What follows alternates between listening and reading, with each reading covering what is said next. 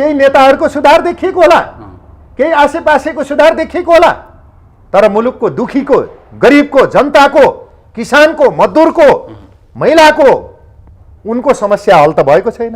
एकाङ्की मेरै पार्टी ठिक, मेरै नेता ठिक, मेरो नेता गनाए पनि बसाछ भन्ने, मेरो गुट गनाएको मान्छे पनि राम्रो छ भन्ने, मैले अहिले ओलीजीले नेतृत्व गरेकै कित्तामा समर्थन गर्छु भनेर ठोकेरै समर्थन गरेर आएको। हामी तलमाथि भएर अहिले चाहिँ बेइमानी हामी गर्दैनौँ। अब छोडेर जानुहुन्न, यो पार्टी छोडेर जानु। छोड्ने भन्दा नि हामीले बनाएको पार्टी नि कसले छोड्ने, कस्तो बरु अरूले छोड्लान् के अरे, यहाँभित्र भएका उता भएका छोडेर। हामीले त बनाएको भयो के अरे अप्ठ्यारो पिरियडमा। सबै एकसाथ आएर हिजोका गुट खारेज, हिजोका गलत प्रवृत्ति खारेज, यो र ऊ भनेर तानातान म माधव नेपालतिरबाट आएँ भन्न लाए त ज्ञात छ नि यता पनि। म ओली गुटको हुँ, म माधव नेपालको हुँ, म झलेको हुँ, झलनाथजीको भनौँ है, झलनाथजी फेरि हाम्रो विशिष्टै नेतृत्व हुनुहुन्छ, रिसाउनु होला, उहाँको हुँ, म चाहिँ ईश्वर पोखरेलको हुँ, म बादलको हुँ। त्यो होइन नि त स्थिति। हिजोका गुट टोटलै खारेज, एमाले फुटे, हामी बलियो भयौँ भन्ने हालत छैन। भुसको आगो जस्तो त्यही भित्रभित्र सड्या छ, एकले अर्कोलाई तानिया छ, गङ्गाताल झैँ छेपारल झैँ भ्यागुताल झैँ अठा छ, फुङ्गल्न जम्पिङ गर्न दिँदैन। हेर्नुहोस्, जम्पिङ कोही गर्छु भन्ला तानिया छ पछाडि मुखो, त्यसले गति लिन्न। उहाँ मात्र होइन नि, प्रचण्डजी पनि आउनु पर्यो नि त, सँगै आउनु पर्थ्यो के, एमालेमै आउनु फेरि यही अब बनाउने र फेरि नयाँ ढङ्गले जाम भन्नुपर्छ। एकचोटि मन्त्री भएपछि, संसद भएपछि किन 10 चोटि हुन परेको छ, एकचोटि प्रधानमन्त्री भएपछि फेरि किन हुन परेको छ। गुटहरूलाई खारेज गरौँ, क्षमता र योग्यताको आधारमा अगाडि बढाउँ, गति पनि बढाउँ, मति पनि सपारौँ, मुलुकलाई पनि नयाँ प्रगतिमा हाँकेर जाउँ। यो हो नि अबको दिशा त। जुटाउनेतिर भन्दा फुटाउनेतिर पो बढी प्रोत्साहित भयो कि एउटालाई खेलाएर एउटालाई याक्ने, एउटालाई खेलाएर एउटालाई याक्ने, त्यस्तै गर्दा गर्दै आएर माधव नेपाललाई खेलाएर पनि ओलीलाई याक्न खोजे जस्तो, हिजो वैद्यजीलाई च्यापेर बादललाई उसलाई बाबुरामलाई हाने जस्तो, विप्लवजीलाई लिएर वैद्यजीलाई उगरे जस्तो, खेलाए जस्तो। काङ्ग्रेसतिर गएर गुहार्न भन्दा त ओली नै ठिक हो नि त। यही आफ्नै पार्टी आत्मसमीक्षा गरेर कमी कमजोरी यही सुधारेर फेरि यसैलाई सुदृढ गर्छौँ भनेर नयाँ हिम्मत गर्ने हो भने त अङ्गार पचाएर भए नि नेताहरू फेरि पनि मिले भन्ने हो भने त अर्को नयाँ सन्देश आउँछ नि त। राजनीतिमा कुनै पनि व्यक्ति विशेषलाई मानेर लाग्ने भन्दा पनि म मुलुकको मुक्तिको लागि लागेको मान्छे हो। राष्ट्रियता, जनतन्त्र, जनजीविकाको लागि पञ्चायतकालीन अवस्थादेखि नै आन्दोलन सङ्घर्ष गर्दै होमिँदै आजको यो अवस्थामा म उभिएको छु तपाईँहरूको बिचमा। अहिले पनि म न्यायको पक्षमा, समाजवाद र साम्यवादको पक्षमा, जनताको विकासको पक्षमा उभिन्छु। त्यसैले हिजो लामो समय प्रचण्डसँग तपाईँ रहनुभयो भनेर हजुरले भन्नुभयो, प्रचण्डसँग मात्र होइन, म मुलुकैमा छु, मुलुकसँग छु, तर एउटा मुलुकको एजेन्डासँग छु। प्रचण्डसँग जुन बेला गणतन्त्र, धर्मनिरपेक्षता, सङ्घीयता र मुलुकको एजेन्डा थियो त्यो अवस्थासम्म म त्यहाँ रहेकै हो र मैले समर्थन गरेको हो। भनेको अहिले प्रचण्ड एजेन्डा बिन्छ। अहिले उहाँले एजेन्डा भन्दा पनि पदमा केन्द्रित भएको तपाईँले देख्नु भएको छैन, मुलुकले देखेको छैन। आज पार्टी एकता गर्दा 2.5 वर्ष भनेर बाँडेको के हो, फेरि पार्टी फुट्ने बेलामा पनि पदकै लागि फुट देखा पर्यो। त्यस कारणले म उहाँ र ऊ भन्ने होइन कि उहाँले नै पार्टी एकता गरे भनेर कमरेड ओलीजी र प्रचण्डको बिचमा जुन पार्टी एकता भयो त्यसलाई समर्थन गरियो। उहाँले नै प्रधानमन्त्री बनाउनु भयो कमरेड ओलीजीलाई, उहाँले नै पार्टी अध्यक्ष बनाउनु भयो। म त्यहीमै छु, ओलीजीसँगै छु। बरु उहाँहरू कता जानुभयो यो पो छ त प्रश्न तपाईँले गर्नुपर्ने होइन त। ल भन्नुहोस् त तपाईँले पनि, म त जाएको त्यही छु त। उहाँले ल्याएर ओलीसँग छोडिदिनु, तपाईँहरू यहीँ हुनुहुन्छ। ओलीजीलाई उहाँले समेत पार्टी अध्यक्ष मान्नुभयो। पार्टी एकता गर्दाखेरि ओलीजी पार्टी अध्यक्ष, संसदीय दलको नेता, प्रधानमन्त्री बनाउनु भयो। त्यो भइसकेपछि जहाँ नेतृत्व त्यही रह्यो, जहाँ पार्टी रह्यो म त्यही रहेँ। त्यसैमा चाहिँ संसदीय दलको बहुमत पनि त्यही रह्यो, सूर्य चिन्ह पनि त्यही रह्यो, म त्यही रहेँ। क्लियरै छ त, के आत्तिनु पर्यो तपाईँ? हामी छ्याङछ्याङती छ त यो स्थिति। त्यस कारणले को व्यक्ति, को विशेष, कहाँ कसरी के छोड्नु भयो भन्नु परेन। म मुलुकको एजेन्डा सहितै छु, सशक्त एउटा पार्टीभित्रै छु, सही ढङ्गले म निर्वाह पनि पुरा गर्छु, मुलुकको लागि जिम्मेवारी पुरा गर्छु, अनुशासित ढङ्गले अगाडि बढ्छु। अहिलेसम्म हामीले गद्दारी गरेका छैनौँ कहीँ, राष्ट्रको लागि, देशको लागि। त्यस कारणले एजेन्डा र कार्यक्रम सहित ड्याङ्की ड्याङ अगाडि बढेको हुनाले म ओलीजीकै नेतृत्वको पार्टीमा छु। भनेको तपाईँले भन्न खोजेको घुमाइफिराइ प्रचण्ड चाहिँ एजेन्डा विहीन भयो, ओलीसँग एजेन्डा छ, त्यो भएर ओलीको पछि लाएँ भन्ने तर्क हो। अब समस्या चाहिँ देखा पर्यो मुलुकमा। मैले दार्शनिक रूपमा, राजनीतिक रूपमा के भन्न चाहन्छु, के भन्न सक्छु भने कुनै नेतृत्वले कुनै युगमा एक चरणमा नेतृत्व गर्यो भन्दैमा अर्को चरणको पनि नेतृत्व गर्न सक्छ भन्ने कुरा मलाई विश्वास लागेन।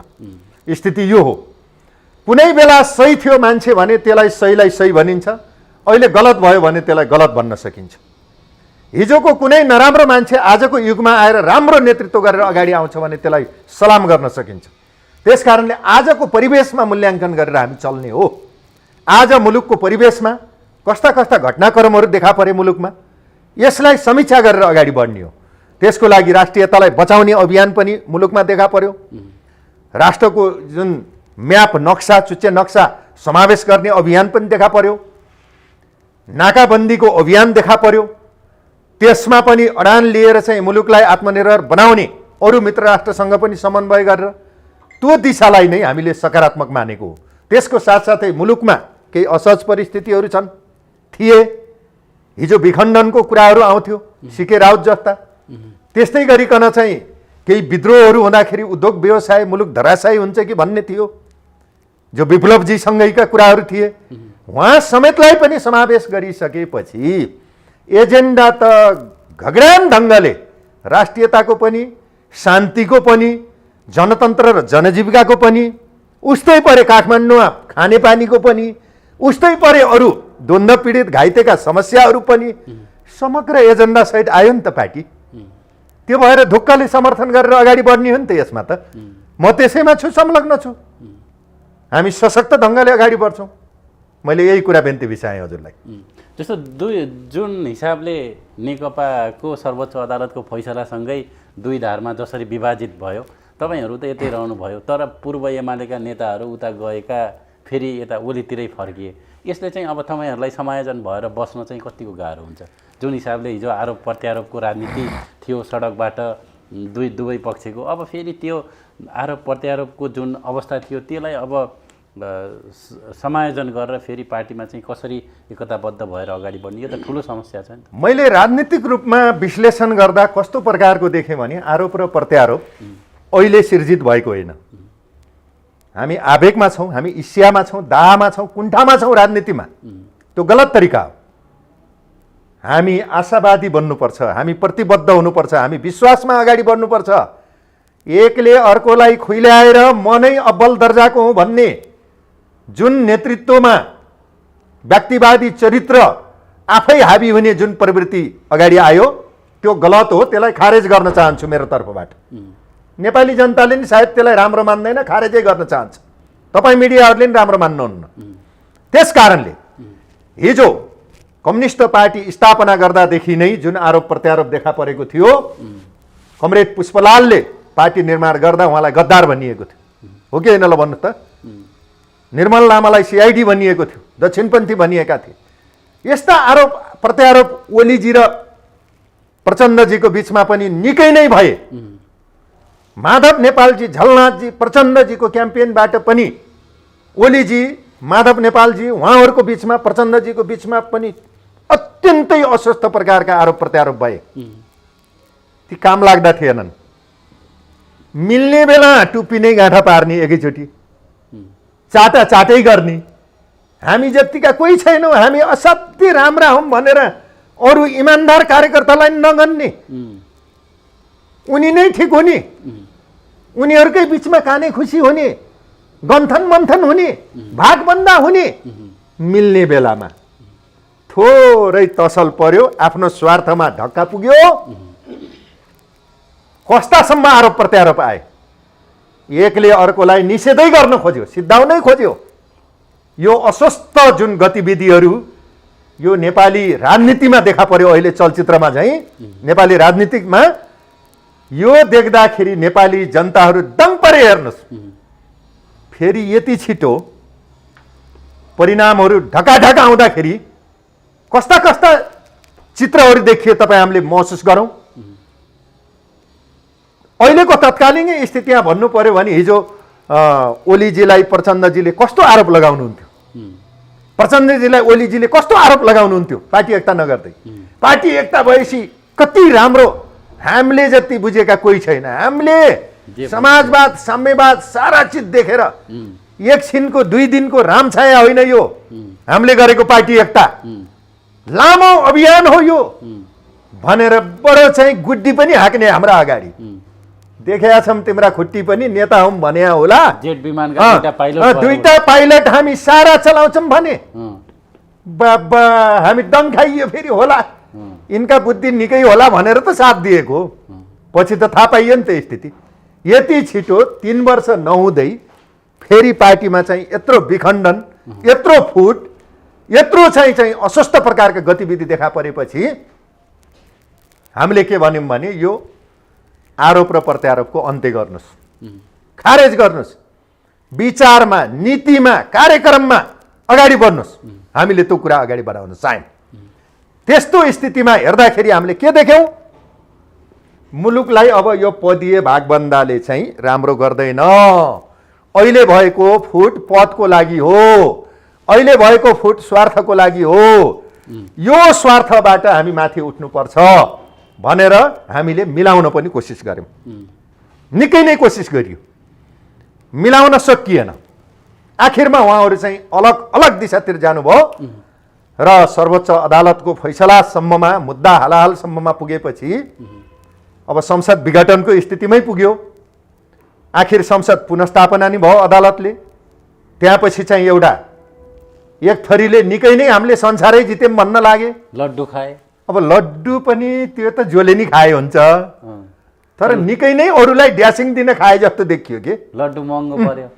त्यो लड्डु त पच्दै पचेन नि, चितै परियो नि हामी त संसारमा। अब लड्डु खाए पनि ठिकै छ, खाउन्, केही छैन। लड्डु खान पाइन्छ, सुर्ती खान पाइन्छ, अरू के खान पाइन्छ, अरू खानपिनहरू खालान्, सुर्ती जो त नभनौँ कि, अथवा जे पनि खाउन् खानेकुरा पचाउन सकौँ के, सक्छन् भने बिखै खाउन् न त, पचाउन्। तर मुलुकको लागि पच्दै नपचेपछि के अर्थ भयो? पचेन के, पचेन भनेको त्यो लड्डु पचेन। त्यस कारणले भन्न खोजेको मैले, सकिन्छ भने त शिवजीले चाहिँ कालोकोट बिखै खाएर नि त पचाए थिए, नीलकण्ठ भएको थिए नि त शिवजी। यहाँ त त्यो बिख पचाउने पनि त कुरा छोड्नुहोस्, लड्डु समेत पचाउन सकिएन। स्थिति त्यहाँ देखा पर्यो। ठिकै छ, खाएकोमा हामीलाई आपत्ति थिएन, हेर्नुहोस्। तर त्यसको फेरि ल हेर्नुहोस्, जब 11 गते लड्डु खाने कार्यक्रम भयो, सर्वोच्च अदालतले संसद पुनस्थापना गर्यो, संसारै जिते जस्तो पनि लाग्छ मान्छेलाई, त्यो होइन। ठ्याक्कै फेरि 23 गते के गरिदियो, यी फागुनको 23 लड्डु कागरा कुक्रुक जम्मै फैसला के भयो भने उहाँले खोजेको सूर्य चिन्ह पनि फुत्कियो, पार्टीको संसदीय दलको आफू नेता भएर हुन खोजेको प्रधानमन्त्री पनि फुत्कियो, बहुमत दलमा छ भनेको पनि फुत्कियो, पार्टी सबै मेरो होलमा छ भनेको नि जम्मै फुत्क्यो नि। घ्यागिरा घुग्रुक भइसकेपछि त यसले त मान्छेलाई त थला नै पारेको छ है। बिमार त भए धेरै बिमारी हुनु पर्दैन, राजनीतिक उतार चढाव हुन्छ, निकै अप्ठ्यारो कठिनाइ हुन्छ। ती घुम्ती बाटोहरू पार गर्दै जाने हो। म ती साथीहरूलाई पुनः पनि भन्न चाहन्छु कि फेरि पनि नयाँ ढङ्गको एकता, नयाँ ढङ्गको बहस, नयाँ ढङ्गको छलफल, हिजोको दिनमा आफूले गरेका कमी कमजोरीबाट समीक्षा गरेर अगाडि बढ्न सक्यो भने त्यसले आशावादी बनाउन सक्छ। नत्र अहिले नेताहरूले गरेको गतिविधिले धेरै ठुलो आशा नेपाली जनतालाई चाहिँ पैदा गर्न सकेको छैन। त्यस कारणले कोही यता भयो होलान्, कोही उता भयो होलान्, पार्टी एउटै थियो, एकैतिर थिए मान्छेहरू। र अस्तिसम्मै अब माधवजी, झलनाथजी प्रचण्डजीसँगै हुनुहुन्थ्यो, सल्लाह गरेर चाहिँ त्यहाँबाट फेरि यतातिर आउनुभयो। ल हेर्नुहोस्, खासै विचार, दर्शन, राजनीति, कार्यक्रम मिलेको भएपछि त त्यस्ता पदको लागि मात्र आउने होइन नि त, बस्ने नै हो नि, उतै बसे नि हुन्थ्यो नि। दार्शनिक भएपछि के भयो भन्दा सूर्य चिन्ह यता भयो, दल पार्टी यता भयो, त्यो भएपछि त्यो पद के हुने भयो, संसद पद फुत्किने भयो। हेर्नुहोस् स्थिति। अब लाजको ती सबै कुराले गर्दा के हुने भयो भने साथीहरू आउनुभयो भन्ने मात्र होइन कि क्रान्ति परिवर्तनको लागि, राष्ट्रको लागि त उहाँ मात्र होइन नि, प्रचण्डजी पनि आउनु पर्यो नि त, सँगै आउनु पर्थ्यो के। एमालेमै आउनु फेरि यही अब बनाउने र फेरि नयाँ ढङ्गले जाम भन्नुपर्छ, स्थिति त्यो हो। फेरि पनि बहस सुरुवात गर्नुपर्छ। हामी त्यो सकारात्मक दिशातिर जाओस् भन्ने चाहन्छौँ। त्यस्तो प्रचण्डलाई अब एक समय युगको नेता भन्थे। ६२-६३को जनआन्दोलनपछि जुन खालले सार्वजनिक भए, प्रचण्डले देश बनाउँछन्, प्रचण्ड जस्तो नेता भन्थे। बिस्तारै प्रचण्ड बादलहरूले छोडेथे, विप्लवले छोडे, बाबुरामले छोडे, अहिले आएर बादलले पनि छोडे। प्रचण्ड बिस्तारै बिस्तारै नाङ्गिँदै गएका हुन्। तपाईँ लामो मैले व्यक्तिगत रूपमा चाहिँ प्रचण्डजीप्रति, त्यहाँ भएका नेतृत्वहरूप्रति म पूर्वाग्रही छैन। म इमान्दारी साथ आजसम्म सहयोग पुर्याएरै आएको हो, सँगै हातेमालो गरेरै आएको हो, कुनै पनि पूर्वाग्रह बिना। र पछिल्लो चरणमा पनि उहाँसँग लामै छलफल भएर केही साँचीहरू नै राखेर अब स्थिति ट्र्याकहरू बिग्रियो हजुरको तर्फबाट पनि। कमसेकम यत्रो फुटहरू भए, तपाईँका राम्रा राम्रा मान्छेहरू किन अलग भएका छन्, केही समीक्षा गर्नुपर्छ होला। अब मैले पनि साथ दिन अलिक गाह्रै भयो हजुरलाई भन्ने कुरा मैले गरेकै हो है। समस्या कहाँनिर यो चरणमा म चाहिँ विप्लवले पनि एउटा भाषणमा प्रचण्डलाई यो 20 वर्ष प्रचण्ड जस्तो नेता कोही हुन्न भन्थे, हामीले छोडेपछि 20 महिनामै प्रचण्ड धुलो पिठो भयो भनेर भाषण गरे होइन। प्रचण्डको समस्या चाहिँ कहाँनिर रह्यो? अब यसलाई मैले के भन्छु भने उहाँलाई कमरेड प्रचण्ड एउटा क्रान्तिको नायक हो। म अहिले यता भए पनि म यो कुरा भन्छु, जुन बेला जनविद्रोहको शङ्खघोष गर्नुभयो, नेतृत्व गर्नुभयो, उहाँले मुद्दा पनि उठाउनु भयो, मुलुकको गणतन्त्रको मुद्दा, संविधान सभाको मुद्दा। त्यसलाई जोडबलले उहाँले लागू गर्न पनि कोसिस गर्नुभयो। त्यसलाई मैले सकारात्मक मान्छु र गणतन्त्रमा उहाँको ठुलो योगदान छ स्थापना गर्नमा। तर फेरि उहाँको मात्रै हो भन्ने कुरा म भन्दैन नि। फेरि तपाईँ हामीले त्यो सोच्ने होइन नि, उहाँको अगुवाई हो, उहाँ नेतृत्व हो, तर त्यसमा नेपाली काङ्ग्रेसको पनि योगदान पुगेको छ गणतन्त्रमा।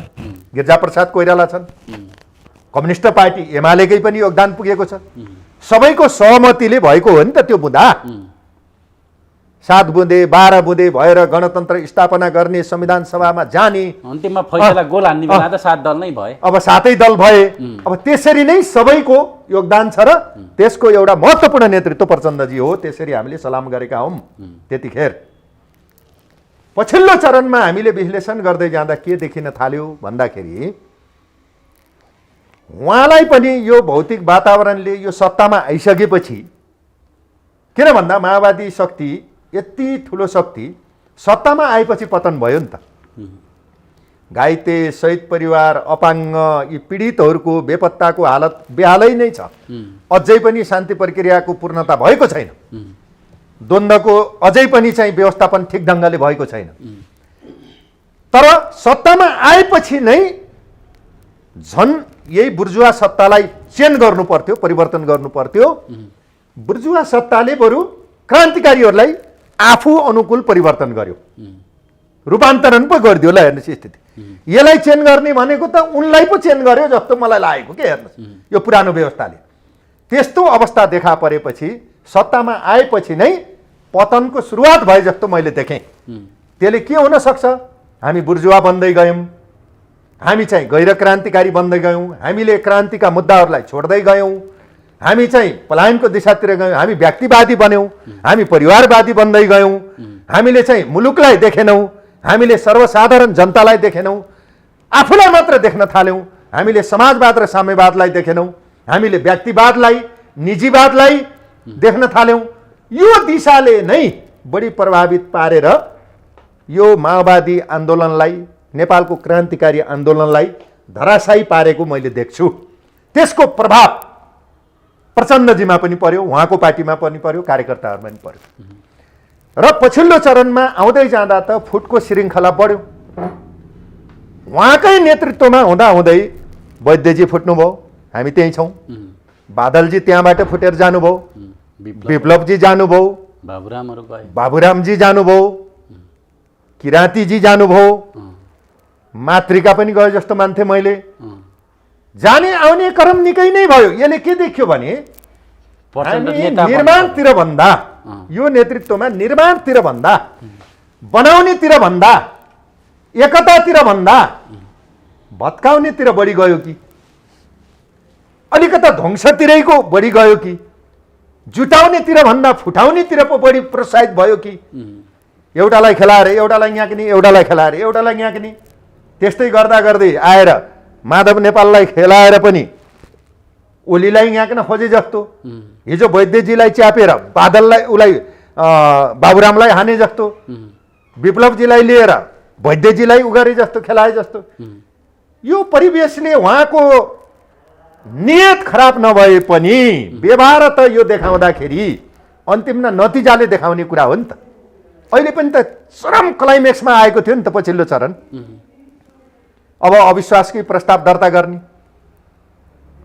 ल हेर्नुहोस् स्थितिमा आफै प्रधानमन्त्री हुने भनेर त आयो नि त पछिल्लो चरण। कहिले फेरि 2.5 वर्ष बाँडम भन्ने, कहिले होइन भयो हजुरले 5 वर्ष गर्नुहोस् भन्ने, फेरि भोलिपल्ट भाका फेर्न पर्ने भनेपछि यो सत्ताले घुमाएकै हो, रिङ्गटा लाग्ने बनाएकै हो चक्कर। हेर्नुहोस् प्रचण्डलाई प्रचण्डजी लगायतका उहाँका टिममा भएका साथीभाइलाई पनि अन्यलाई पनि मैले यो सत्ताले घुमाएको चक्कर मैले देखेकै छु विश्लेषण गर्दा। त्यसकारणले यी चिजहरूको रेस्पोन्सिबल जिम्मेवारीपन दायित्वपन के भयो भने मुख्य नेतृत्वमा त आउँछ नि त। त्यसकारणले उहाँ प्रचण्डजी यसबाट मुक्त हुन सक्नु भएन, मैले त्यसरी हेरेको छु। तर पनि अझै पनि अवसर छ अहिले पनि। जस्तै उहाँले समर्थन फिर्ता त लिनुभएको छैन, नेकपा माओवादी केन्द्र भए पनि अझै पनि वार्ता संवाद गर्ने वातावरण बन्छ भने किन भन्दा प्रचण्डजीले जति सत्तोसराप गर्नुभएको थियो उसलाई ओलीजीलाई त्योभन्दा बढ्ता माधवजीले नि त गर्नुभएको थियो के अरे सँगै एउटै मञ्चबाट झलनाथजीले नि गर्नुभएको थियो। हाम्रो बहिनी रामकुमारी झाँक्रीले पनि बेसरी के भन्नुभएको थियो, अर्कोले के भन्नुभएको थियो, मैले त त्यो सबै हेरेको छु नि तस्बिर। तर हामीले भनेका छैनौँ। फेरि यतातिरबाट नि ओली कामरेजको तिरबाट पनि कैयौँले भनेका होलान्, फेरि गएको छ आरोप प्रत्यारोप भना भन् त फेरि दुवैतिरका अलि चाहिँ वैचारिक कार्यक्रम सहित भन्दा पनि एकचोटि त पाँडै गाली गरागर जस्तो पनि गयो। त्यो हामी इमान्दार कार्यकर्ताहरूलाई राम्रो लागेको थिएन। मुलुकको जनताले त झन् यी त काम नलाग्ने नेताहरू छन् भन्ने पनि भने होलान्। हेर्नुहोस् स्थिति त्यस्तो आरोप प्रत्यारोप गर्दा पनि अहिले प्रचण्डजीले भन्दा पनि बढी गाली गरेका साथीभाइ पनि अहिले त फेरि नेकपा एमालेमै आबद्ध हुनुभयो नि त, पुरानै पार्टी भनेर। त्यसकारणले थाई सत्तुर थाई मित्तुर भन्ने राजनीतिमा छैन भनेको त्यो हो क्या। हेर्नुहोस् स्थिति आजै भोलि यस्तो चेन हुँदो रहेछ। ल हेर्नुहोस् ओलीलाई नेतै मान्दैनौँ भनेको यसलाई सिद्धाउने हो भनेको, पार्टीको दलबाट पनि हटाउने भनेको, प्रधानमन्त्रीबाट नि हटाउने भनेको, साधारण सदस्यबाट खारेजै गरेको 4 चोटि। त्यति गर्दा पनि फेरि त्यही आएर बस्नु त पर्यो नि त। अध्यक्ष ओलीलाई नै मान्न पर्यो, ओलीलाई नै मान्न पर्यो, दलको नेता ओलीलाई नै मान्न पर्यो, उहाँले नेतृत्व गरेको पार्टीको चिन्हलाई मान्न पर्यो, कार्यक्रम र नीति त्यही मान्न पर्यो भनेपछि हामीले धेरै कुरा विचार पुर्याउनु पर्छ भन्ने कुरा अहिलेको गतिविधिले शिक्षा दियो। हेर्नुहोस् हामी क्लियरै छौँ यसमा। अब कसरी जान्छ त राजनीति? अब तपाईँहरू एमालेमै हुनुहुन्छ, प्रचण्डहरू माओवादीमा छन्, माओवादी केन्द्रमा फेरि तपाईँले एकीकरणको लागि प्रचण्डलाई आह्वान नै गर्नुभयो, तर त्यो सम्भावना छैन। कसरी अगाडि बढ्छ अब? मुलुकको राजनीतिक दिशा अलिकता अकर्मण्यता सङ्क्रमित अवस्थामै छ। अहिले पनि जोड घटाउ सत्ता साझेदारी कहाँ के भन्नेतिर बढी छ। त्यो जोड घटाउतिर लाग्ने भन्दा इमान्दारी साथ मुलुकको राजनीतिक एजेन्डा हाँकेर जानुपर्छ। पार्टी चलाउनु पर्यो, किसान मजदुरलाई सङ्गठित गर्नेतिर जानु पर्यो। मुलुकको समस्या के हो त्यो मुद्दा उठाउनेतिर छैन। काङ्ग्रेस कहाँ गएर समाधान हुन्छ कि भनेर काङ्ग्रेसलाई समात्न खोज्यो। अब चाहिँ उता जो मधेसी पार्टी अथवा सङ्घीय समाजवादी लाई गएर त्यहाँबाट हुन्छ कि भनौँ त्यहाँ पनि जोड घटाउ गर्न खोज्यो। आफ्नै टिमलाई कसरी चाहिँ बचाउने भन्नेतिर भन्दा नि अरूतिर लाग्न खोज्दा समस्या कहाँ हुन्छ भने आफ्नो भएको खोल्टीको सुन्तला खस्ने, अर्कोको टिप्चु भन्दा के। हेर्नुहोस् आफू भुङ्गा हुने, आफू नाङ्गो हुने, अरूतिर गिद्धे नजर लगाउँदा यसले राम्रो गर्दैन। पार्टीहरू सबभन्दा पहिला म सबै पार्टीलाई भन्छु काङ्ग्रेस पनि सबल बनोस्। भुसमा आगो लागे जस्तो लागेको छ, उनीहरू पनि कुल्किन पर्दैन। यी नेकपा फुटे, एमाले फुटे, हामी बलियो भयौँ भन्ने हालत छैन। भुसको आगो जस्तो त्यही भित्रभित्र सड्या छ। एकले अर्कोलाई तानिया छ, गङ्गाताल झैँ छेपारल झैँ भ्यागुताल झैँ अठा छ। फुङ्गल्न जम्पिङ गर्न दिँदैन। हेर्नुहोस्, जम्पिङ कोही गर्छु भन्नलाई तानिया छ पछाडि मुखो। त्यसले गति लिन्न। नेपालको पार्टीहरूको स्थिति त्यो देखियो। चिरा पर्ने, फुट्ने, तानातान गर्ने, मुलुकको एजेन्डा कमजोर बनाउने, आफ्नो सत्ता स्वार्थको एजेन्डा हाबी बनाउन खोज्दा अहिले पनि टर्निङ पोइन्टमा त्यही आएको छ। सत्ता स्वार्थको पोइन्टमा उभिएको छ। जोड घटाउ कहाँ गएर हुन्छ, बिहान बेलुका एउटाको रिसले अर्कोमा गएर चाहिँ काखा पिसाब फेरे जस्तो त्यो वातावरण अहिले पनि देखिँदैछ। काङ्ग्रेसतिर गएर गुहार्न भन्दा त ओली नै ठिक हो नि त। यही आफ्नै पार्टी आत्मसमीक्षा गरेर कमी कमजोरी यही सुधारेर फेरि यसैलाई सुदृढ गर्छौँ भनेर नयाँ हिम्मत गर्ने हो भने त अङ्गार पचाएर भए नि नेताहरू फेरि पनि मिले भन्ने हो भने त अर्को नयाँ सन्देश आउँछ नि त। हामी त त्यो पनि चाहन्छौँ नि त। त्यो सम्भावना छ कि छैन? त्यो सम्भावना छ। त्यो सम्भावना छ। किन छ भन्दाखेरि यत्रो बाजाबाज गरे हुन्न होला भन्ने पर्थ्यो नि तपाईँलाई। त्योभन्दा डबल बाजेको त हिजै अस्ति आएर अबिर लगाइसक्यो नि त, अँगालो मारिसक्यो नि त। त्यसले गर्दा सम्भावना छ, अगाडि बढ्छ, बढ्नुपर्छ। तर मुलुकको स्थिति जोड घटाउमा जाने हो, सत्ता स्वार्थको लागि अब कसलाई तानेर हुन्छ, के गरेर हुन्छ भन्नेतिर जाने हो भने त्यसले फेरि भरम सिर्जना गर्छ। त्यसले केही भनौँ अब मैले के देख्छु भन्दाखेरि जस्तो नेपाली काङ्ग्रेसमा एक थरीले सत्तामा जानुपर्छ भन्ने छ, एक थरी जान हुँदैन भन्ने छ। नेपाली काङ्ग्रेसले आफ्नो भिजनै अहिले पनि क्लियर गरेको छैन। यिनै नेकपा माओवादी केन्द्र एमालेको बिचको के दृष्टि देखा पर्छ तस्बिर, त्यसैलाई उपयोग गरेर चाहिँ उसले दाउ हेरेर बसेको छ। ऊ दाउ हेरे पनि आफू पनि गाँजा खुट्टा हालेको छु भन्ने सम्झिन पर्छ। उसले पनि हेर्नुहोस्, जोकै घाँडमा खुट्टा पस्यो भने लत्त निकाल्न सकिन्न नि त एकैचोटि। फेरि ननिकाली पनि भएको छैन नि त अप्ठ्यारो। मुलुकको निकास त हामीले पनि दिनुपर्छ नि त। सबैका खुट्टा घाँडा परेका छन्, त्यो निकाल्नु पर्छ मुलुकलाई मुक्ति दिनको लागि। त्यही राखेर पनि भएन। स्वाट निकाल्छु भन्दा एक्सिडेन्ट पनि हो, खुट्टै त्यही छुट्ने पनि बेर छैन। यही पार्टी फुटे जस्तो फुट्ने त खुट्टा पनि उतै रहन पनि बेर हुन्न।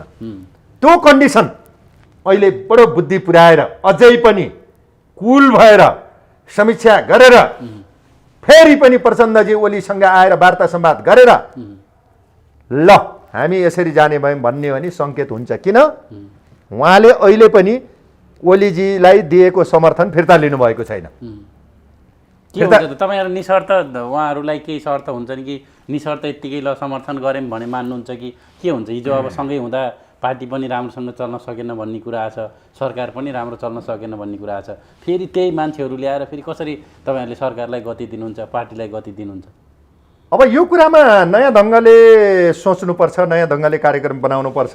अब हिजोकै ढङ्गले चल्दैन। हिजोकै ढङ्गले उही नेतृत्वको लागि मात्रै उनै चाहिँ चाहे सचिवालयमा हुन् चाहे शीर्ष नेतामा हुन् उनकै भागभण्डामा मात्रै रोमल्यो भने त्यो अब अरू पुस्ताले पनि मान्दैन, मुलुकले पनि मान्दैन।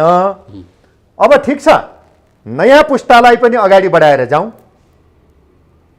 सबैलाई समावेशी ढङ्गले पार्टीमा चाहिँ अवसरहरू प्रदान गरौँ, कार्यविभाजन ठिक ठिक ढङ्गले गरौँ, मुलुकको एजेन्डामा एकजुट भएर अगाडि बढौँ भन्ने हो भने सम्भावना राम्रो पनि छ है।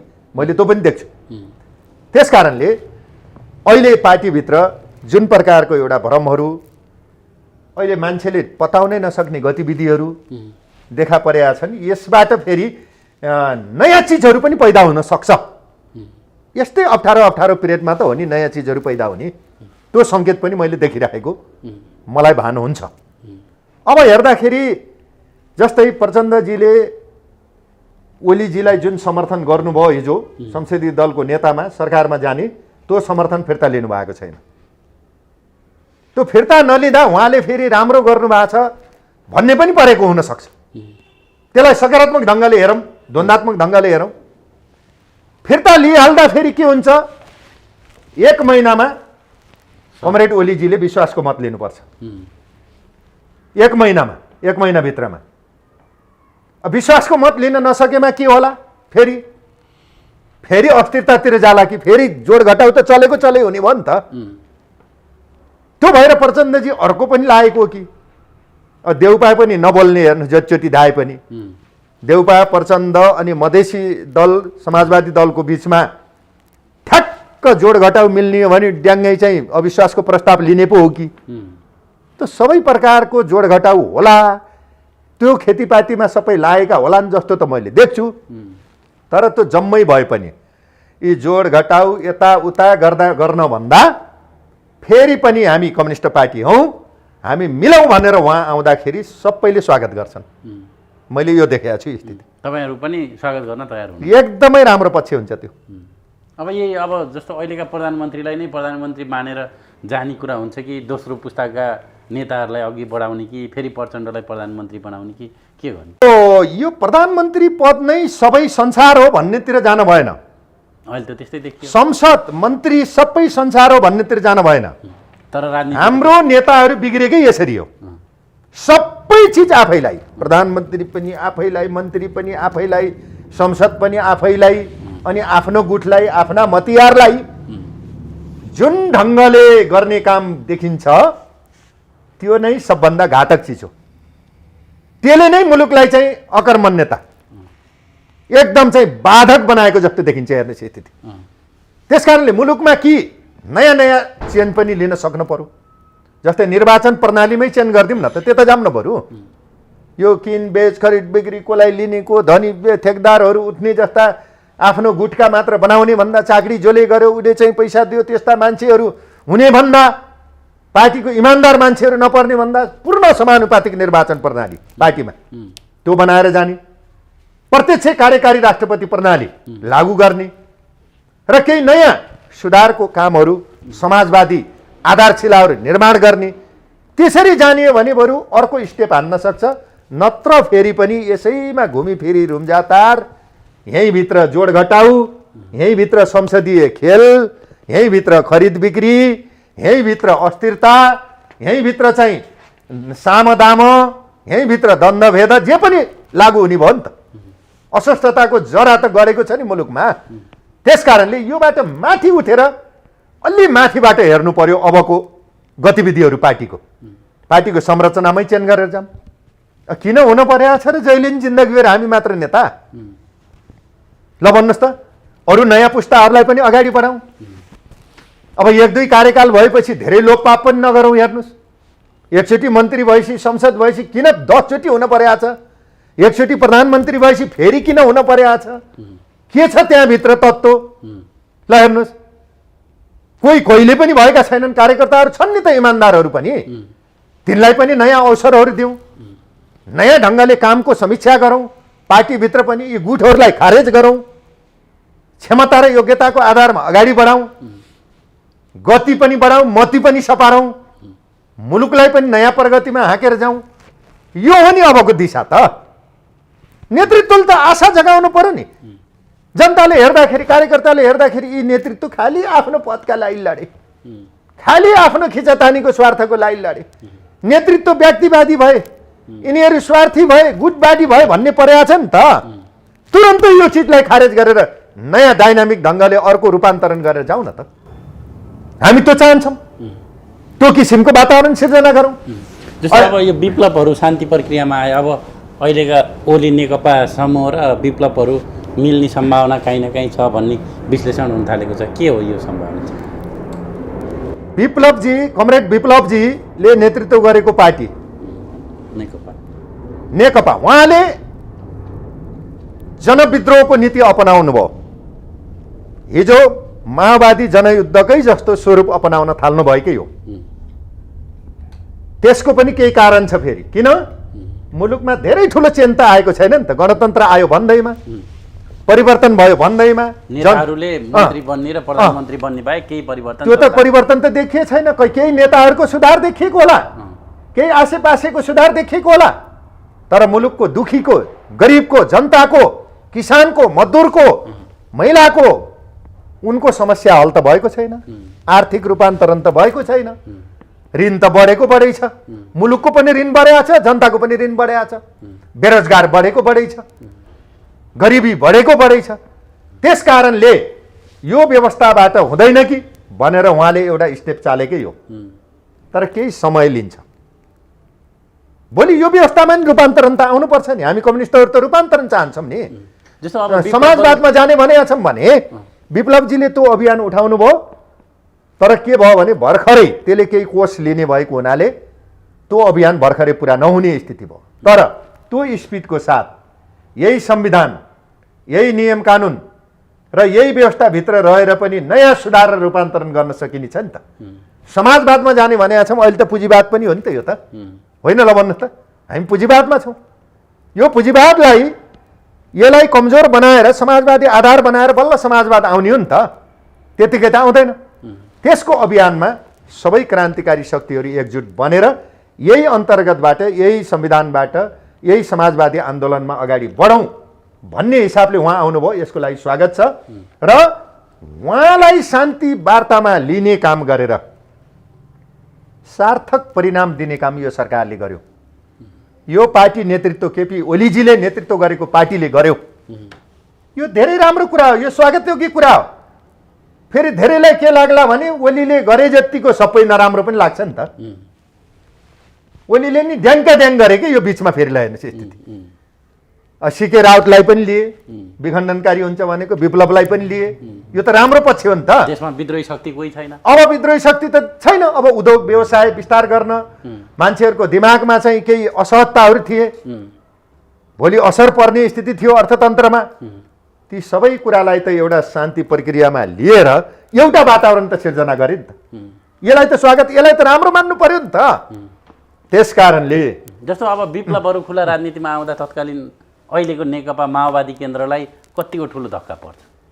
अब राजनीतिमा चुनावमा विप्लवहरू सामेल भएर जाँदा त त्यसको प्रमुख शक्ति त प्रचण्डहरू हुन्छन्। अब यसमा के हुन्छ भन्नु होला भने भोलि चुनावी समीकरणमा पनि प्रभाव पर्ने कुरा हुन्छ, चुनावी एजेन्डामा पनि, र आफ्ना कर्म दोष काम गरेका गतिविधिले पनि प्रभाव पार्छ। उस्तै परे कोही सिद्धिँदै जान्छन्, कोही अगाडि बढ्दै जान्छन्। राजनीतिमा त त्यही त हो नि, होइन ल भन्नुहोस् त। सिद्धिने पालो कसको त अब? कस्तो देख्दा देख्दै नि कसको भन्ने हो र?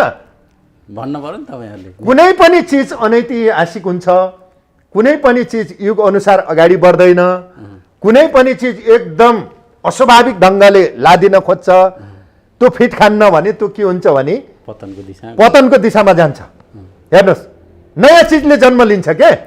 पुराना पुराना क्रान्तिकारी हौँ भन्नेहरू सबै थला पर्न सक्छ नि त? सक्दैनन्। प्रचण्डजी पनि त थला पर्न सक्नुहुन्छ नि, सक्नुहुन्न? ल भन्नुहोस् त। नयाँ चिजले विस्तार गर्न सक्छ नि त, जनतामा रक्त सञ्चार गर्न सक्छ नि त। विप्लवजीले गर्न सक्नु होला, हामीले सकौँला। यो पार्टीले फेरि यत्रो मान्छे त फेरि लिन लायो, सबैलाई समावेश गर्दैछ। त्यत्रो विरोध गरेका भनेलाई त अँगार पचाएर भए नि सबैलाई समेटेर जाउँ भनेको छ भने प्रचण्डलाई नै आउनुहोस् समेटम भन्न सक्ने हैसियत राख्छ यो पार्टीले भने, अरू सबै वाम शक्तिहरूलाई पनि एकाकार गर्ने हैसियत राख्छ भने ज्वार भाटाको रूपमा यही पनि त अगाडि आउन सक्छ नि त। प्रचण्ड बिनाको नेकपा चाहिँ यो हुनसक्छ? ओलीले नेतृत्व गरेको प्रचण्ड बिनाको नेकपा चाहिँ नेपाल कम्युनिस्ट पार्टीको मेन कम्युनिस्ट पार्टी चाहिँ यो हुनसक्छ? करिब करिब नेपालमा कम्युनिस्ट पार्टीहरू सबै मिल्ने हो भने अरू कसैले पनि केही गर्न सक्दैनन्। यो सशक्त जान्थ्यो। अहिले राम्रो अवसर मिलेको थियो, बिचमा नेताहरूले बुद्धि पुर्याएनन्, उहाँहरूकै कारणले पार्टी यो हालतमा पुग्नु पर्यो। यो गलत छ, यसले ठुलो क्षति पुर्याएको छ नेपाली क्रान्तिमा, परिवर्तनमा। तर कम्युनिस्ट पार्टीमा सबै कित्ताकात हुँदैन के। जस्तै यता ओलीजीलाई रुचाउनेहरू पनि ओलीजीको पार्टीमा भएकाले नि प्रचण्डजीलाई पनि उनको राम्रो कामलाई समर्थन गर्न सक्छन्, प्रचण्डजीमा भएकाले पनि ओलीले गरेको राम्रो कामलाई पनि समर्थन गर्न सक्छन् पार्टीमा। काङ्ग्रेसको पनि राम्रो काम गर्यो भने समर्थन गर्ने हुन्छ। यो द्वन्द्वात्मक सम्बन्ध हुन्छ के। एकाङ्की मेरै पार्टी ठिक, मेरै नेता ठिक, मेरो नेता गनाए पनि बसाछ भन्ने, मेरो गुट गनाएको मान्छे पनि राम्रो छ भन्ने यो प्रवृत्ति तोडिँदै गयो भने त त्यसले अर्को कोष लिँदै जान्छ नि त। त्यसकारणले प्रचण्ड मात्रै होइन कि समग्रतामा हेर्न पर्यो कम्युनिस्ट आन्दोलनलाई। उहाँ पनि एउटा धारमा पर्नुहुन्छ, त्यहाँ आबद्ध हुने। त्यसरी गयो भने त राम्रो सन्देश दिन सक्छ नि त। साना ठुलाको कुरा होइन नि त। यहाँ त वैद्यजी हुनुहुन्छ, मोहन विक्रमजी हुनुहुन्छ, विप्लवजी हुनुहुन्छ, ऋषि कटेलजी नै हुनुहुन्छ। यत्रो तहल्कै मचाइदिनु भयो। ल हेर्नुहोस् स्थिति। साना पनि छन्, ठुला पनि छन् नि त। त्यसै चाहिँ हामी ठुला छौँ भनेर पनि त हुन्न नि, सुन्निएर मताए जस्तो गरेर नि। त्यस कारणले क्रान्तिको गति हो त्यो निरन्तर अगाडि बढिरहन्छ, पछाडि धकेलिन्न। त्यसले कतिलाई पछारेर फाल्छ, कस्ता कस्ता अङ्कुराहरू पलाएर अगाडि स्थापित हुँदै जान्छ। यो त नियम हो, यसलाई कसैले रोकेर रोकिन्न। हेर्नुहोस्, हो कि होइन? ल भन्नुहोस् त। पुराना चिजहरू अन्त्य हुँदै जान्छन्, नयाँ चिजहरू जन्म हुँदै जान्छन्, हिजोका गलत क्रियाकलापहरू नाश हुँदै जान्छन्, नयाँ चिजहरू सही चिजहरू स्थापित हुँदै जान्छन्। आखिर सच्चाइको नजिक पुग्ने हो, सत्यताको नजिक पुग्ने हो। समाजवाद र साम्यवाद भनेको त समानताको व्यवस्था हो नि त, सच्चाइको व्यवस्था हो नि त। त्यहाँ पुग्नलाई कुन कुन बाटो अपनाउनु पर्छ? बाघ भालुसँग जुझ्न पर्ने हुनसक्छ, घुम्ती पार गर्नुपर्ने हुनसक्छ, होइन? ल भन्नुहोस् त। ओह्राली उकाली अझै पनि धेरै हुनसक्छ, अप्ठ्यारा कठिनाइ अझै पनि धेरै हुनसक्छ। यो सजिलो सत्ता बहने त्यही सत्ताको वरिपरि घुमेर मात्र पनि पुरा नहुन सक्छ। त्यसकारणले यसमा पनि भोलि प्रतिक्रान्तिहरू आउन सक्छ, तिनका विरुद्ध विद्रोह पनि गर्नुपर्ने हुनसक्छ, सङ्घर्ष गर्नुपर्ने हुनसक्छ। अब तपाईँ एउटा सशक्त नेता, पहिला जीविका सभापति भएर विकासका निर्माणका कामहरू पनि धेरै गर्नुभयो, जनताले पनि तपाईँको निकै स्मरण गर्छन्। अब तपाईँ फेरि बिचमा चाहिँ कता कता हराए जस्तो, नेपाली राजनीतिबाट अलि पर भए जस्तो यस्तो देखियो। कहाँ हुनुहुन्थ्यो? तपाईँले सान्दर्भिकै प्रश्न मलाई राख्नुभयो। अब हामी सानैदेखि एउटा क्रान्तिको उर्वरा शक्तिकै रूपमा अगाडि आयौँ, पञ्चायती व्यवस्थाको विरुद्ध सङ्घर्ष गऱ्यौँ, बहुदलीय व्यवस्थाका विकृतिहरूको विरुद्ध पनि सङ्घर्ष गऱ्यौँ, गणतन्त्रमा पनि हामी हातेमालो गरेरै अहिलेसम्मको अवस्थामा, संविधान सभापछिका अवस्थामा पनि हामी सक्रिय राजनीतिमै छौँ। त्यति हो कि जो चाहिँ संसदीय खेलमा संसद भएन, मन्त्री भएन, अरू राजनीतिक नियुक्तिहरूमा म देखिएन। धेरै मिडियाहरूमा पनि म त्यसरी लो मेरो कुराहरू लिनुहोस् भनेर म आएन, म बाहिर पनि आएन। तर जहाँ रहे पनि मैले पार्टीमा छँदाखेरि भित्री रूपमा इमान्दारी साथ आफ्नो जिम्मा पुरा गरेँ, काम पुरा गरेँ। पार्टीमा लाग्दा पनि म कुनै गुठमा पनि लागेन, किनभने पार्टीमा 10औं गुठहरू हुने, धेरै गुठहरू हुने। ठ्याक्कै यो नेकपाको विभाजनको बेला जति बेला आयो तपाईँले चाहिँ एउटा निर्णय गर्नुपर्ने बेला थियो। तपाईँले चाहिँ किन चाहिँ अब ओलीलाई नै साथ दिएर जानुपर्छ भनेर तपाईँ बादलहरू लगायतका मान्छेहरू जसरी ओलीपट्टि आए, किन चाहिँ तपाईँहरूलाई त्यो अवस्था आयो कि अब चाहिँ ओलीपट्टि नै लाग्नुपर्छ भन्ने अवस्था कसरी आयो? तपाईँले पहिला गरेको प्रश्नमा पनि मैले थोरै कुराहरू राख्न थियो। जस्तै यो बिचमा तपाईँ अलि हराए जस्तो भयो। हिजो तपाईँ जल्दो बल्दो मान्छे हो भन्नुभयो, म अहिले पनि जल्दो बल्दोमै छु। मैले अध्ययन गर्छु, विश्लेषण गर्छु, पार्टीले दिएको जिम्मेवारी इमान्दारी साथ पुरा गर्छु, खुराफाती गर्दैन। जहाँ लागिन्छ जिम्मेवारी पुरा गरेर लागिन्छ, त्यो स्थितिमा छु। र कुनै गुठमा पनि हामी रहिएन, कसैलाई बोक्ने नेकार्नेतिर पनि हामी पार्टीमा गएनौँ। त्यस्तो मान्छेहरूले जिम्मेवारी पाउन गाह्रो हुँदैछ। चाकरी चाप्लुसी गर्न हामी जाँदैनौँ, बिन्ती भाउ गर्न हामी जाँदैनौँ नेतृत्वमा। हामी हाकी कुरा गर्छौँ, त्यहाँ गएर पनि आफूलाई दिएको जिम्मा पुरा गरेरै छाड्छौँ। त्यो किसिमको वातावरण बनाउन अहिले पनि हामी यो पार्टीमा लागि परेका छौँ। विगतमा त्यस्ता कुराहरू पनि देखा परे। जिम्मेवारीका कुराहरूमा हेर्नुहोस्, अरू खुराफातीहरू अगाडि आउने, जो गर्न नसक्ने क्षमता छैन, योग्यता छैन, ती मान्छे हाबी हुने, जो इमान्दार मान्छेहरू छन् पार्टीमा चाहिँ ओझेल पर्ने, यो नेपाली क्रान्तिको, नेपाली पार्टीहरूमा देखा परेको रोग हो। सबै पार्टीमा छ यो रोग। यो रोग हट्नुपर्छ। इमान्दार मान्छेहरू अगाडि आउनुपर्छ, काम गर्ने क्षमता भएका मान्छेहरू अगाडि आउनुपर्छ। मैले यो आग्रह गरेँ, मैले चाहिँ यो निवेदन गरेँ, नेपाली राजनीतिमा यो स्थापित होस्। अर्को कुरा, तपाईँले भन्नुभयो अन्तिम चरणमा आएर तपाईँले कसरी ओलीतिर चाहिँ साथ दिन थाल्नुभयो, बादलजी सहित भन्नुभयो। पार्टीमा देखिएको मतभेदमा निकै अस्वस्थ प्रकारले अघि बढिसकेपछि यही ठाउँमा तपाईँले जहाँ इन्टरभ्यू लिनुभएको छ, यहाँ हामी यहीँ थियौँ, यहाँ 25औं वटा बैठक बस्यौँ। पार्टीलाई एक धिक्का बनाऊ, पार्टीका जिम्मेवारीहरू ठोस ठोस ढङ्गले पालना गरौँ, कार्यविभाजन न्यायिक ढङ्गले गरौँ, पार्टीलाई सक्रिय बनाऊ, सरकारलाई सक्रिय बनाऊ भन्दा भागबण्डामा सचिवालयकै मान्छेहरूको बिचमा तानातानी भयो। राष्ट्रिय सभा नि उनीलाई चाहिने, मन्त्री नि उनीलाई चाहिने, राजनीतिक नियुक्ति पनि उनै 9 जना भित्रका सचिवालय भित्रकालाई चाहिने, शहीद परिवार, घाइतेका, अपाङ्गका, इमान्दार, अरू योग्यता क्षमता पुगेका मान्छेहरूले त्यो अवसर नपाउने, त्यस्तो गतिविधि निकै मडरिएर लाग्यो। त्यहाँ हेर्नुहोस् स्थिति। पछिल्लो चरणमा तपाईँले देख्नुभयो 9 जना सचिवालयकै मान्छेकै मात्र भागभन्दा नमिलेर पार्टी फुट्ने स्थिति यहाँ पुगिहाल्यो। हेर्नुहोस् स्थिति। र हामीले मिलाउन खोज्दा दुवैतिर तपाईँहरूले चाहिँ आत्मआलोचना गर्नुहोस्, कमी कमजोरी स्वीकार्नुहोस्, फेरि पार्टी एक धिक्का बनाउनुहोस्, भनेर बिचमा पनि धेरै कोसिस गऱ्यौँ।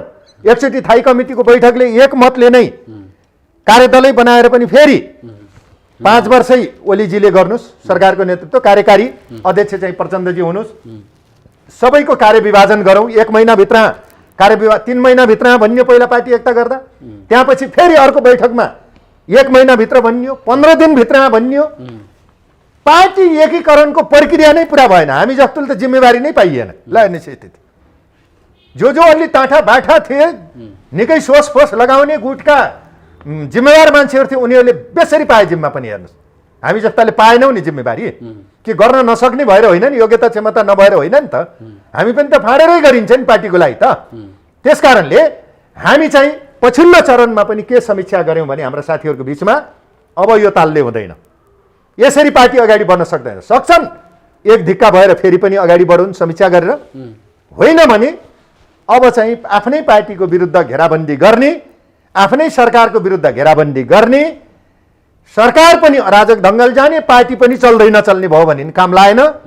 यता पार्टीको जिम्मा दिएको पनि केही पुरा नगर्ने। ल हेर्नुहोस् स्थिति, सरकारको समीक्षा गरेका छौँ पछिल्लो बैठकमा, दोस्रो बैठकमा सरकारले ठिक काम गरेका छ भनेर पनि लेखेका छौँ। फेरि भोलिपल्ट त झगडा हुन्छ। हेर्नुहोस् यस कारणले मैले चाहिँ के भयो भने लास्टमा जस्तो प्रचण्डजीले मानेको अध्यक्ष, मैले फेरि पनि दोहोऱ्याएँ, उहाँले नै बनाएको संसदीय दलको नेता, पार्टीको 1 नम्बर अध्यक्ष, पार्टीको वैधानिकत्व पनि यतै रहने स्थिति, सूर्यचिन्ह महिलै चाहियो भनेर दुवै थरीले दाबी गरेका हुन्। त्यो सबै कुराको आधार बेस सम्पूर्णता निकै अप्ठ्यारो परे पनि, यो अप्ठ्यारो पिरियडमा पनि आफूलाई एउटा कित्तामा उभ्याउनु पर्ने, यो कित्ता ठिक छ, मैले अहिले ओलीजीले नेतृत्व गरेकै कित्तामा समर्थन गर्छु भनेर ठोकेरै समर्थन गरेर आएको हो। त्यसमा कुनै अन्यथा छैन। मैले धेरैलाई, कोही रिसाएका होलान्, कोहीलाई चाहिँ आक्रोश पोख्न मन लागेको होला, धेरै साथीहरूले मलाई सरापेका पनि होलान्, चाहिँ कमेन्ट गरेका होलान्, मैले त्यसमा माइन्ड गर्दैन।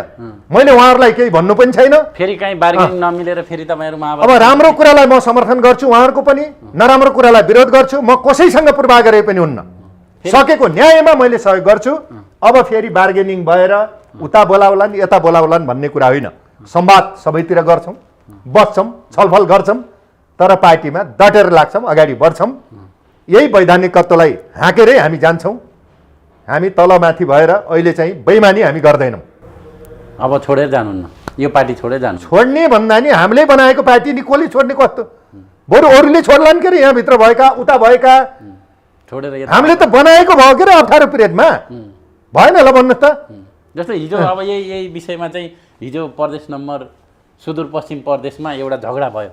यो बिचमा चाहिँ छोडेर गएका भीम रावलको त्यहाँ प्रदेश इन्चार्जको पद खोसेर लेखराज भट्टलाई राखियो। अब यस्ता खालका समस्या आए। अब भीम रावललाई चाहिँ फेरि आउनको लागि साधारण सदस्य लिएर एमालेमा आउन पर्यो भन्ने खालको त्यहाँको अध्यक्षले कुरा गर्नुभयो। अब त्यस्तो खालको स्थिति हुन्छ, तपाईँहरूले दुःखमा साथ दिएकाहरूले यता पाउने, फेरि उनीहरू पछि आएकालाई फेरि नयाँ हिसाबले अगाडि बढ्न पर्ने स्थिति हुन्छ। यसमा अगाडि पछाडि भन्ने कुरा हुन्न हो। पार्टीमा सबै एकसाथ आएर हिजोका गुट खारेज, हिजोका गलत प्रवृत्ति खारेज, यो र ऊ भनेर तानातान, म माधव नेपालतिरबाट आएँ भन्न लाग्यो त ज्ञात छ नि यता पनि। म ओली गुटको हुँ, म माधव नेपालको हुँ, म झलेको हुँ, झलनाथजीको भनौँ है, झलनाथजी फेरि हाम्रो विशिष्टै नेतृत्व हुनुहुन्छ, रिसाउनु होला, उहाँको हुँ, म चाहिँ ईश्वर पोखरेलको हुँ, म बादलको हुँ। त्यो होइन नि त स्थिति। हिजोका गुट टोटलै खारेज, खराब नियत लिएर बस्न भएन पार्टीमा। फेरि घेराबन्दी गरेर ठिक पारिन्छ ओलीलाई, फेरि पनि उतै गएर मिल्ने भनेर घर भत्काउन आएको त राम्रो होइन। उहाँहरू त्यो नियतले आएको होइन, मलाई त्यो लाग्ला, भोलि व्यवहारले देखाउँछ। त्यस कारणले फेरि पार्टी बनाउन, फेरि एक दिक्का हुन, मन माझामाझ गरेर फेरि नयाँ आशा र विश्वास जगाउन, पार्टीलाई फेरि सबभन्दा बलियो बनाउन, फेरि पनि अरू पार्टीमा छरिएर रहेकालाई पनि एकताबद्ध गर्न, सबै गोलबन्द हुँ भन्ने प्रेरणासहित मुलुकको एजेन्डा, क्रान्तिको एजेन्डा, परिवर्तनको एजेन्डा, पार्टी र जनताको एजेन्डा बोकेर आउनु भएको सबैलाई एक ठाउँमा राखेर अब नयाँ ढङ्गले, हिजोको पाराले चल्दैन। जो ठाउँ ठाउँमा एउटा पार्टी अफिस राख्दाखेरि भएको लडाइँ छ, तानातान छ, यो इन्चार्ज, म हुम सिनियर, यो जुनियर भनेर जुन त्यो जरुरै छैन। त्यो टेक्निकल रूपमा लड्न जरुरी छैन। विचारमा बहस गरौँ, छलफल गरौँ राजनीतिमा हाकी ढङ्गले चाहिँ निकास दिने ढङ्गले अगाडि बढौँ, मुलुकको एजेन्डा बोकौँ। त्यसरी गयौँ भने त्यही चिज हाबी भएर जान्छ। हामी त्यही चिजमा, त्यही मूल प्रवाहमा आबद्ध भएर जान्छौँ। हस्, धेरै धेरै धन्यवाद। तपाईँलाई पनि धन्यवाद छ। नमस्कार छ।